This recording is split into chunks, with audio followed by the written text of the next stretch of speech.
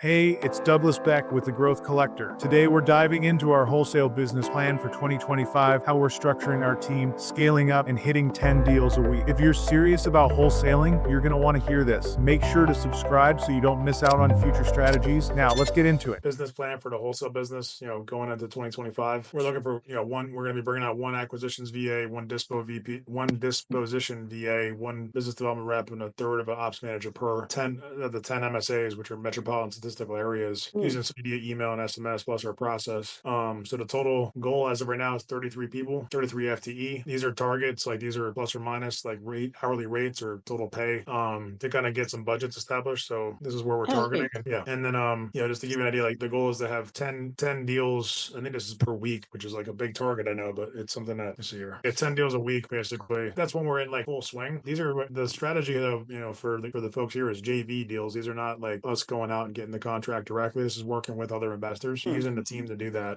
So I only want to share this, to show Wendy and everyone else here, like that's the strategy. So then with that, the goal is to get this team built out over the next, couple of months. And I've been in discussion with some different investors about helping fund some of this essentially for us and with us. So the total is like 1.6. And the goal is to basically double that over the course of the next 6 to 12 months, I would say, as we get to, operational efficiency with everything. Right. But that's, and then the 10 MSAs, for what it's worth would be, Tampa, Orlando, Newark, New Jersey, probably Atlanta, Georgia, as we have a client or two there in that area. And then we've also got Dallas, Texas, Houston, Texas, and South Carolina, probably going to do Charleston, South Carolina, and Raleigh, North Carolina. Those are the ones I've identified so far. We're not really looking to go into like markets that don't fit one of those, because the challenge is like if we go too wide, where it's like we do nationwide everything, everybody all the time, it's too diluted. So for whatever you could learn on this one, it'd be like, the VA would focus on a particular MSA. Like, so an acquisitions virtual assistant would focus on one particular market. So it would be the virtual assistant reaching out to people for deals in that particular market. Then they would have a counterpart VA for dispositions. That's going to be like the person, once they get a contract on the property, they pass it to the dispositions VA, who then prepares information and marketing to that particular deal. And then that dispositions VA focuses on talking to investors, getting leads generated for investors or buyers, talking to those people, screening those people,